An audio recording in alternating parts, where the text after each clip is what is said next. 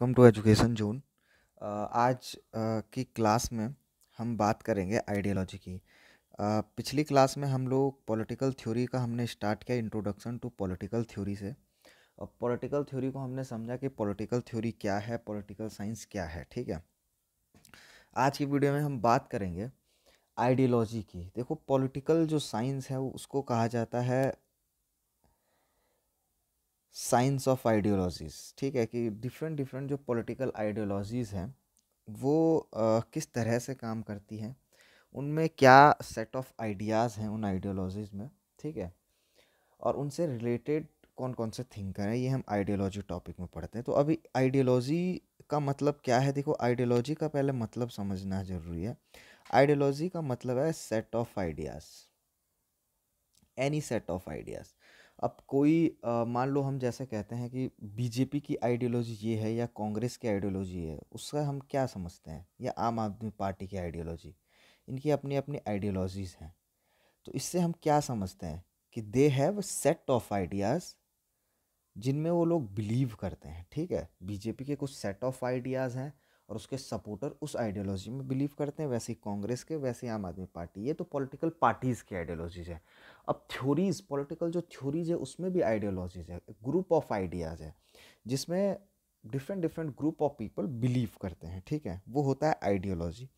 अब political theory में बहुत अलग अलग टाइप की आइडियोलॉजीज हैं, liberalism, feminism, Marxism, socialism, गांधीज्म, anarchism, बहुत सारी हैं। ठीक है, जो main main type of ideologies हैं वो भी हम पढ़ेंगे। इसके अलावा हम क्या करेंगे, अभी आइडियोलॉजी का थोड़ा इंट्रोडक्शन देखेंगे कि आइडियोलॉजी क्या है। आइडियोलॉजी जो टर्म है ये बहुत पुराना है। ठीक है, ये 17th सेंचुरी के लगभग इस टर्म को पहली बार फ्रेंच में यूज किया गया था। तो उस दो टाइप से इसका यूज किया जाता था। आइडियोलॉजी का मतलब एक तो होता है सेट ऑफ आइडियाज, जैसे कि Marxism, liberalism, ideology of BJP, ideology of Congress. These all are you know terms, these all are terms which denote a set of ideas. ठीक है, पर जो साइंस ऑफ आइडियाज़ है, जो आइडियोलॉजी जो टर्म का पहले यूज किया जाता था वो साइंस ऑफ आइडियाज़ के लिए किया जाता है। जैसे साइकोलॉजी है, साइकोलॉजी क्या है,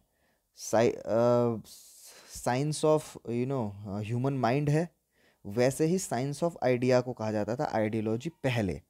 तो the term ideology was originally devised to describe the science of ideas which determine that how ideas are formed and distorted. French scholar Descartes de Tracy first used the word ideology in this sense. Nowadays, term ideology is applied to set of ideas. देखो, तो पहले डेस्टर्ड D Tracy जो थे French scholar, और ये चीज़ बहुत important है, बहुत बार एग्जाम में आ चुका है कि who coined the term ideology. तो जो डेस्टर्ड डी ट्रेसी हैं उन्होंने आइडियोलॉजी टर्म को कॉइन किया है।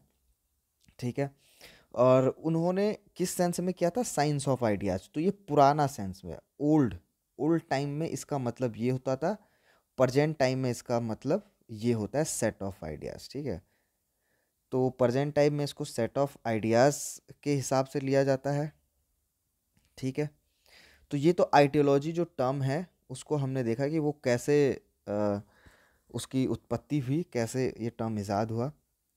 फिर बात करते हैं आइडियोलॉजी पे। डिफरेंट डिफरेंट थिंकर्स के डिफरेंट डिफरेंट व्यूज़ थे। ठीक है, कि आइडियोलॉजी जो पॉलिटिकल साइंस में जो हम आइडियोलॉजी पढ़ते हैं, जो सेट ऑफ आइडियाज़ हैं, क्या किसी एक आइडियोलॉजी से किसी पॉलिटिकल थिंकर को स्टिक करना चाहिए, या उसको किसी एक आइडियोलॉजी से ना बंध के बस जो है ह्यूमन डेवलपमेंट की बात करनी चाहिए। तो इसी चीज़ पे कहा है, अलग अलग थिंकर ने अलग अलग चीज़ें कही है। सबसे पहले मार्क्स की अगर बात करें तो व्यूज ऑफ कार्ल मार्क्स का क्या कहना था आइडियोलॉजी के बारे में। According to Marx, ideology is a manifestation of false consciousness. Dominant class at any stage of social development uses ideology to maintain its authority. It is not the consciousness of men that determines their existence, but on the contrary, their social existence determine their consciousness.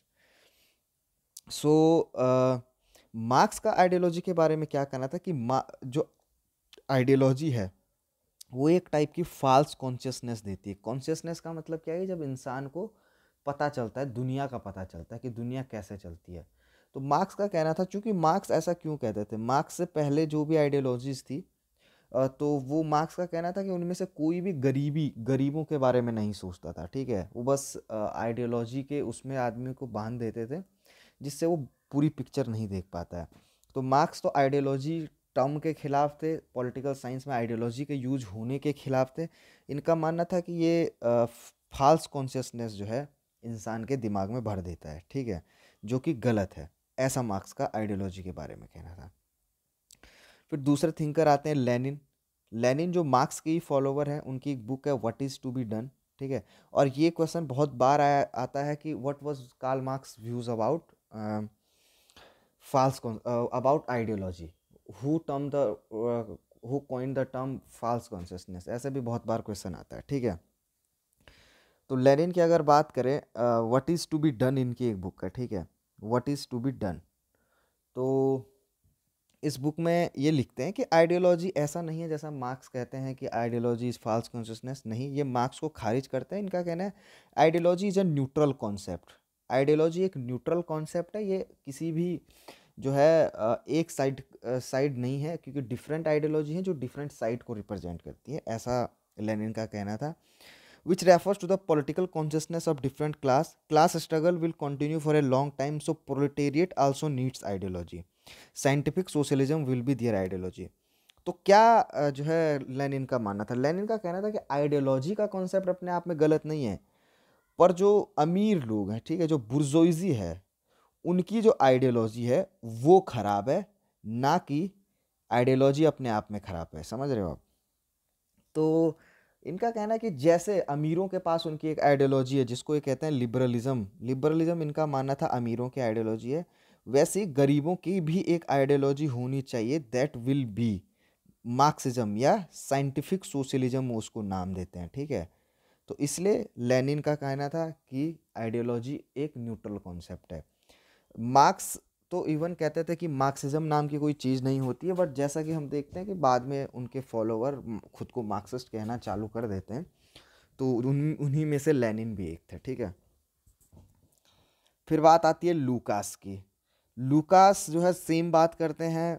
Lucas का भी मानना है कि देखो, जैसे marks ideology के बारे में मार्क्स का ही बहुत रेडिकल व्यूज़ है, बाकी ऐसे और थिंकर नहीं है जिनका इतना ही रेडिकल व्यू हो कि आइडियोलॉजी तो एग्जिस्ट ही नहीं करनी चाहिए। सेम लूकास कहते हैं। लूकास का भी कहना है कि ऐसा नहीं है कि आइडियोलॉजी ही अपने आप में एक फाल्स कॉन्शियसनेस है, बुर्जोइजी आइडियोलॉजी जो है वो फाल्स कॉन्शियसनेस है, ऐसा लूकास का मानना है। तो इसलिए इनका मानना था कि हमें जो है ऐसा नहीं मानना चाहिए कि सारी की सारी आइडियोलॉजीज ही खराब है। उनका मानना था कि चूंकि जो अपर क्लास है उन्होंने ही आइडियोलॉजी को अब तक कंट्रोल किया है, इसलिए मार्क्स को ऐसा लगा होगा। बट चूंकि धीरे धीरे आइडियोलॉजी का यूज़ अगर लोअर क्लास भी करेगी, गरीब भी करेंगे, तो ये उनके भी हित में काम आ सकता है, ऐसा लूकास अपनी book history and class consciousness में कहते हैं। फिर चौथे नंबर पे आते हैं कार्ल मैनहेम। कार्ल मैनहेम की book ideology and utopia. Ideology and utopia इनकी बुक का नाम है, ठीक है। कार्ल मैनहेम क्या करते हैं, कार्ल मैनहेम एक नया कॉन्सेप्ट देते हैं। वो कहते हैं कि केवल आइडियोलॉजी ही एग्जिस्ट नहीं करती है, दो चीज़ें एग्जिस्ट करती हैं एक दूसरे के साथ, एक होता है आइडियोलॉजी, एक होता है यूटोपिया। और ये कहता है कि ये दोनों के दोनों ही फाल्स कॉन्शियसनेस है। फाल्स कॉन्शियसनेस ये मार्क्स की साइड लेते हैं, ठीक है, कार्ल्स मैनहेम। इनका कहना है कि जो फाल्स जो कॉन्शियसनेस है उसके दो भाग हैं, एक है आइडियोलॉजी, एक है यूटोपिया। अब आइडियोलॉजी क्या है और यूटोपिया क्या है? तो कार्ल मैनहेम कहते हैं कि जब कोई भी जो पावर में होता है, जो ग्रुप ऑफ पीपल पावर में होते हैं, वो खुद को पावर में रखने के लिए, स्टेटस को मेंटेन करने के लिए आइडियोलॉजी जो है उसका बहुत यूज करते हैं। जबकि यूटोपिया क्या होता है, जो कहते हैं कि जो पावर में नहीं है, ठीक है, जो विपक्ष में है, वो यूटोपिया का यूज करते हैं पावर में जाने के लिए। तो ये एग्जांपल देते हैं कैसे, जैसे कि जो अपर क्लास है, लिबरल जो आइडियोलॉजी है वो पावर में है, तो वो है आइडियोलॉजी। बट जो मार्क्सिज्म है वो अभी पावर में नहीं है, ठीक है, दुनिया में जब ये दे रहे थे आइडियोलॉजी, ठीक है। तो वो मार्क्सिज्म एक यूटोपिया का काम करता है, लोगों को सपने दिखाता है कि हम आ गए तो बहुत अच्छा होगा, सब बराबर होंगे, गरीबी हट जाएगी। यही आप किसी कंट्री पे भी लागू कर सकते हो कि मान लो इंडिया में आप देखो कि अगर बीजेपी है वो खुद को मेंटेन करने के लिए आइडियोलॉजी का यूज करेगी, जो कांग्रेस है वो यूटोपिया का यूज करेगी। यूटोपिया का मतलब है दिखाना, कि सपने दिखाना, ठीक है, कि सब कुछ अच्छा होगा जब हम आएंगे। तो कार्ल मैनहेम कहते हैं कि बस आइडियोलॉजी ही नहीं, यूटोपिया भी एक टाइप का फॉल्स कॉन्शियसनेस है, ठीक है। ऐसा मानना था कार्ल मैनहेम का। इसके अलावा आइडियोलॉजी पे कुछ और व्यूज़ हैं। जैसे कि देखा जाए कार्ल पॉपर का व्यूज है। कार्ल पॉपर का क्या कहना है, ideology is a characteristic of totalitarianism, it has nothing to do with open society. Karl Popper का कहना था कि आइडियोलॉजी जो है ना वो टोटलिटेरियनिज्म का कैरेक्टरिस्टिक है, ठीक है। ओपन सोसाइटीज़ में इसका कोई काम नहीं है। तो इससे क्या मतलब पता चलता है, उनका मानना है कि अगर आप किसी एक आइडियोलॉजी पे स्टिक करोगे पूरे कंट्री को, पूरी सोसाइटी को कहोगे कि ये आइडियोलॉजी बेस्ट है, बाकी सब कुछ गलत है, तो ये टोटलिटेरियन टाइप की चीज़ हो जाएगी। अगर ओपन सोसाइटी आपको बनानी है, एक अच्छी सोसाइटी बनानी है, तो वहाँ आइडियोलॉजी का कोई काम नहीं है, ठीक है। किसी को भी एक आइडियोलॉजी से खुद को स्टिक नहीं करना चाहिए कभी भी, बजाय उसको ट्रुथ ढूंढना चाहिए, चाहे वो किसी भी साइड हो, किसी भी आइडियोलॉजी में हो, ठीक है। फिर अगर हम आगे बात करें, हन्ना अरेंट भी सेम यही बात कहती हैं कि आइडियोलॉजी के साथ टोटलिटेरियनिज्म आता है। जैसे हिटलर ने अपनी आइडियोलॉजी को कहा बहुत अच्छी है, तो वहाँ टोटलिटेरियनिज्म आया जर्मनी में। स्टालिन ने अपनी आइडियोलॉजी की, इवन दोनों के आइडियोलॉजी बिल्कुल अलग अलग हैं, बट फिर भी दोनों ने काम एक सा ही करा, वो टोटलिटेरियनिज्म वाला काम किया, ठीक है। ये तो हो गया आइडियोलॉजी पे डिफरेंट डिफरेंट थिंकर्स के क्या व्यूज़ हैं। अब बात करते हैं एंड ऑफ आइडियोलॉजी की। अब एंड ऑफ आइडियोलॉजी क्या है, ठीक है। In mid 1950s and 1960s, Western liberal democratic countries declared that the age of ideology had come to an end. तो एंड ऑफ आइडियोलॉजी का एक कॉन्सेप्ट आया। देखो एंड ऑफ आइडियोलॉजी का कॉन्सेप्ट कैसा आया, तो कोल्ड वॉर जो चल रहा था, ठीक है, जो कि 1950s से स्टार्ट हो गया था, 40s के एंड से, और बहुत बाद तक चलता रहा यूएस और रस यूएसएसआर के बीच, ठीक है। तो अब ये वॉर में ऐसा नहीं था कि उनकी जो है सेनाएं लड़ रही थी सामने, कहीं कहीं वो प्रॉक्सी वार उनके चल रहे थे दूसरी कंट्रीज में। पर सबसे बड़ा वार इनका चल रहा था आइडियोलॉजिकल लेवल पे, ठीक है। तो आइडियोलॉजिकल लेवल पे जो वॉर चल रहा था, उसमें दोनों तरफ के जो थिंकर है उनका ये वॉर चल रहा था कि इनका यूएस वालों का ये करना था कि liberalism capitalism is the best, और यूएसएसआर वाले थिंकर्स का मानना था कि मार्क्सिज्म इज बेस्ट, ठीक है। ऐसी इनकी जो है वॉर चल रही थी, ठीक है।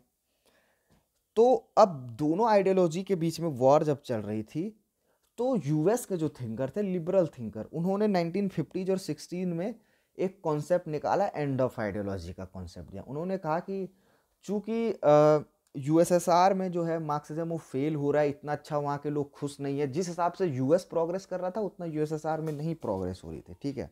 उतना वहाँ के वेल टू डू सिटीजन्स नहीं थे, वो अपने सिटीजन को इनेबल नहीं कर पाया यूएसआर उतना ज़्यादा जितना कि यूएस ने किया। तो सब लोग यूएस की तरफ ही अट्रैक्ट हो रहे थे, सब आप देखोगे। तो इससे क्या हुआ कि इन्होंने एक कॉन्सेप्ट निकाला एंड ऑफ आइडियोलॉजी का, क्योंकि आइडियोलॉजी का मतलब है डिफरेंट डिफरेंट आइडियोलॉजीज होंगी, ठीक है। आइडियोलॉजी टर्म ही बताता है कि डिफरेंट डिफरेंट आइडियोलॉजीज होंगी, लिबरलिज्म, मार्क्सिज्म, एनार्किज्म। बट इन्होंने एक कॉन्सेप्ट कहा, इन्होंने कहा कि अब कोई आइडियोलॉजी नहीं बची है, बस एक ही आइडियोलॉजी बची है जो कि है लिबरलिज्म और कैपिटलिज्म वाली, वही अब चलेगी, बाकी सभी फेल हो चुकी हैं। उस कॉन्सेप्ट को कहा जाता है एंड ऑफ आइडियोलॉजी। बहुत एक ग्रुप ऑफ थिंकर था जिनका मानना था बाकी सारी आइडियोलॉजीज फेल हो चुकी हैं, एक ही आइडियोलॉजी अच्छे से काम कर रही है, जो है वेस्टर्न कैपिटलिज्म, लिबरलिज्म, ठीक है। इसको हम एंड ऑफ आइडियोलॉजी कहते हैं। अब इनका क्या मानना था, इनका मानना था कि advance stage of industrial development, a country's social economic condition is determined by the level of its development, not by its political ideology। इनका मानना था कि एडवांस इंडस्ट्रियल डेवलपमेंट जिसमें दुनिया चल रही है, अब किसी एक आइडियोलॉजी से हम दुनिया में किसी कंट्री कौन कितनी अच्छी है कौन कितनी खराब है नहीं पता कर सकते। उसको पता करने का एक ही कंडीशन है, वो कि इकोनॉमिक कंडीशन वहाँ के लोगों की कैसी है, ना कि उनकी आइडियोलॉजी। ये इनका मानना था, ठीक है। तो इसमें अब क्वेश्चन कैसे आते हैं, क्वेश्चन बहुत तरीके से आते हैं कि एंड ऑफ आइडियोलॉजी के सपोर्टर कौन थे, लिबरल थे या मार्क्सिस्ट थे। तो लिबरल लोग एंड ऑफ आइडियोलॉजी के सपोर्टर थे, और मार्क्सिस्ट लोग इसको क्रिटिसाइज करते थे, ठीक है। अब इससे रिलेटेड थिंकर्स के नाम पूछ सकता है, उनकी बुक्स पूछ सकता है। तो सबसे पहले तो राल्फ डेरेनड्रॉफ है, जिनकी बुक का नाम है class and class conflict in industrial societies. तो इनका क्या मानना था? इनका मानना था कि western societies are no longer capitalist society, they had become post capitalist society. In post capitalist society industry and industrial conflicts are isolated, they do not influence politics and other sphere of life. तो इनका मानना था कि western जो societies है वो capitalist societies नहीं बची हैं, ठीक है, इनका यही मानना था। अब हम पोस्ट कैपिटलिस्ट सोसाइटी में आ गए, और ये भी बहुत बार आता है कि पोस्ट कैपिटलिस्ट सोसाइटी की बात कौन करता है, ये भी आपको याद रखना है, राल्फ डेरेनड्रॉफ, ठीक है। तो पोस्ट कैपिटलिस्ट सोसाइटी में इंडस्ट्रियल कॉन्फ्लिक्ट इंडस्ट्री तक ही चलते हैं, उनका पॉलिटिक्स और सोशल लाइफ से कोई लेना देना नहीं है। तो जो मार्क्स का कहना था कि इंडस्ट्रियल कॉन्फ्लिक्ट चलता रहेगा, क्लास स्ट्रगल चलेगा, इससे मार्क्सिज्म आएगा, एक वॉर होगी, रिवोल्यूशन होगा, उनका कहना था ऐसा कुछ नहीं है, इंडस्ट्री का कॉन्फ्लिक्ट इंडस्ट्री तक ही रहता है। दूसरे थिंकर थे डेनियल बेल, जिन्होंने बुक लिखी है एंड ऑफ आइडियोलॉजी, ठीक है। In post-industrial societies, service sector expand faster than manufacturing sector, so it is characterized by dominance of technical elite. अब डेनियल बेल का कहना था कि ऐसा नहीं है आज की दुनिया में कि एक मालिक है और बाकी एक इंडस्ट्री का मालिक है, बाकी सब वर्कर है, वर्कर्सों से स्लेव जैसा काम कराया जा रहा है, ऐसा कुछ नहीं है। वो कहता है कि आज की उस सारी की सारी मैन्युफैक्चरिंग सेक्टर से ज़्यादा तो सर्विस सेक्टर में काम होता है, और white collar blue collar jobs जितनी भी हैं उसमें उनका मानना था कि ये तो टेक्निकल एलीट कर रहे हैं। इनका मानना था कि अगर कोई सीईओ है किसी कंपनी का, बड़ा सॉफ्टवेयर कंपनी में है या किसी भी और कंपनी में है, या कंप्यूटर की कंपनी किसी भी वैसी कंपनी में है, तो वो वर्कर वहाँ का ऐसा नहीं है कि जो 17वीं शताब्दी 18वीं शताब्दी में कार्ल मार्क्स ने सोचा था कि बहुत उसको ख़राब स्थिति में है, वो लाखों डॉलर उसकी सैलरी है और वो एक एलीट जिंदगी जीते हैं, ठीक है। तो ऐसा डेनियल बेल का मानना था कि अब वो जो मार्क्स ने सोचा था ना, वैसा नहीं रही है सोसाइटी। इसके अलावा हम देखें, सैमर एम लिपसेट हैं, डब्ल्यू डब्ल्यू रोस्टोव हैं, जेके गैल्फ्रिथ है, एंथनी गिडिन्स है। ये 6 थिंकर आपको याद रखने हैं कम से कम, कि इन 6 के 6 थिंकर ने क्या बात करी, एंड ऑफ आइडियोलॉजी की बात करी। इसके अलावा आपको क्या जो है ध्यान में रखना है, 2 चीज़ें ध्यान में रखनी है, इससे क्या क्या आ सकता है, ठीक है। सबसे पहली बात, पोस्ट इंडस्ट्रियल सोसाइटी की बात कौन करते हैं? डेनियल बेल, बहुत बार इनका क्वेश्चन आता है। और पोस्ट कैपिटलिस्ट सोसाइटी की बात कौन करते हैं? वो आपके करते हैं राल्फ डेरेनड्रॉफ, ठीक है। और इन 5-6 के नाम साइमर एम लिपसेट हो गए, डब्ल्यू डब्ल्यू रोस्टोव हो गए, ठीक है। रोस्टोव क्या करते हैं? कहते हैं कि आइडियोलॉजी से कोई फर्क नहीं पड़ता है, ये 5 स्टेजेस ग्रोथ की है, इस ग्रोथ से आप देखो कि कौन कंट्री कितनी अच्छी है, ठीक है। ट्रेडिशनल वहाँ की सोसाइटी है, या pre condition for take off में है, या टेक ऑफ, या रोड टू मैच्योरिटी, और age of high mass consumption. इन 5 लेवल से आप चेक करो कि कोई सोसाइटी कितने आगे है, कितनी पीछे है। इसके अलावा एंथनी गिडन्स है, इनकी बुक है बियॉन्ड लेफ्ट एंड राइट, ये भी बहुत बार पूछा जा चुका है, ये आपको याद रखना है। इसके अलावा आप बात करते हैं critics of end of ideology. अब एंड ऑफ आइडियोलॉजी थीसिस के क्रिटिक्स कौन होंगे? जैसे कि मैंने बताया, लिबरल लोगों ने कहा कि आइडियोलॉजी खत्म हो चुकी है, लिबरलिज्म जीत चुका है, वो। अब एंड ऑफ आइडियोलॉजी का क्रिटिक कौन करेगा? सारे के सारे मार्क्सिस्ट जो थिंकर होंगे वो करेंगे। रिचर्ड टिटमस हो गए, सीबी मैकपर्सन, सी राइट मिल, ठीक है। इनका मानना था कि एंड ऑफ आइडियोलॉजी जो थीसिस है वो स्टेटस क्वो को सपोर्ट करती है, और end of ideology itself is ideology. तो एंड ऑफ आइडियोलॉजी अपने आप में एक आइडियोलॉजी है, ऐसा इनका मानना था, ठीक है। ये तो हो गया एंड ऑफ आइडियोलॉजी। अब फिर बात आती है आपकी एंड ऑफ हिस्ट्री। अब एंड ऑफ हिस्ट्री क्या है? फ्रांसिस फुकुयामा जो है, उनकी एक बुक है end of history and last man. इनका मानना था कि failure of socialism means an unabashed victory of economic and political liberalism. It mark that end point of mankind's ideological evolution is western liberal democracy. तो end of history का क्या मतलब है? End of history का मतलब है, देखो, जब 1991 में यूएसएसआर का विघटन हो गया, ठीक है, मतलब तो पूरी दुनिया में थिंकर्स को लगा कि अब मार्क्सिज्म हार चुका है। सारे के सारे जो ईस्टर्न यूरोपियन कंट्रीज थी वो भी सारी उन्होंने डेमोक्रेसी अपना ली, बहुत कम मार्क्सिस्ट कंट्रीज बची। तो इनका मानना था कि अब हिस्ट्री खत्म हो गई। हिस्ट्री का इनका मतलब था, हिस्ट्री मतलब वॉर जो कि चल रही थी यूएस और यूएसएसआर में, जो कि चल रही थी लिबरलिज्म वर्सेस मार्क्सिज्म, ये जो वॉर थी ये ख़त्म हो गई है, तो वहीं पे उन्होंने कहा कि हिस्ट्री ख़त्म हो गई है, अब ग्लोबलाइजेशन आएगा, सब मिलजुल कर रहेंगे, एक दूसरे के खिलाफ नहीं करेंगे, और इससे क्या होगा, हिस्ट्री और वॉर ख़त्म हो गया है, ऐसा फ्रांसिस फुकुयामा का कहना है, ठीक है। अब फुकुयामा को क्रिटिक करते हुए सैमुअल पी हंटिंगटन एक किताब लिखते हैं, क्लैश ऑफ सिविलाइजेशन। तो फुकुयामा ने जो कहा कि अब कोई कॉन्फ्लिक्ट नहीं बचेगा दुनिया में, ग्लोबलाइज्ड वर्ल्ड हो जाएगा। हंटिंगटन कहते हैं नहीं, जरूर आइडियोलॉजी के बेसिस पे ऐसा हो चुका होगा कि अब कॉन्फ्लिक्ट ना हो लोगों के बीच, फिर भी बहुत सारी जो है चीज़ें जिनके बेसिस पे कॉन्फ्लिक्ट होगा। मेन वो कहते हैं कि सिविलाइजेशंस के बीच कॉन्फ्लिक्ट होगा, जो कि कॉन्फ्लिक्ट मेनली होगा वेस्टर्न और नॉन वेस्टर्न सिविलाइजेशन में। उसमें भी मेनली कहते हैं कि वेस्टर्न सिविलाइजेशन को सबसे ज़्यादा थ्रेट है इस्लामिक सिविलाइजेशन से, ठीक है, ये इनका मानना था। तो ये है सैमुअल पी हंटिंगटन का क्लैश ऑफ सिविलाइजेशन, छोटा सा पॉइंट है। फुकुयामा का मानना था कि हिस्ट्री खत्म हो गई, अब कॉन्फ्लिक्ट नहीं होगा दुनिया में, सब मिलजुल कर रहेंगे। जबकि हंटिंगटन का ने उनके खिलाफ एक बुक निकाली क्लैश ऑफ सिविलाइजेशन करके, कि ऐसा नहीं है बिल्कुल भी कि कॉन्फ्लिक्ट खत्म हो। उनका कहना है अब लोगों की वैल्यूज़ में कॉन्फ्लिक्ट होंगे, चाहे आइडियोलॉजीज़ में ना हो, ठीक है।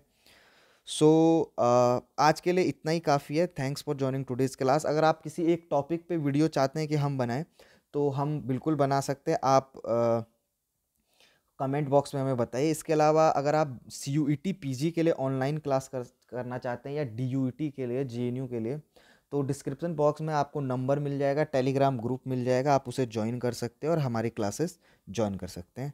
थैंक यू गाइज, मिलता हूँ आपसे नेक्स्ट क्लास में।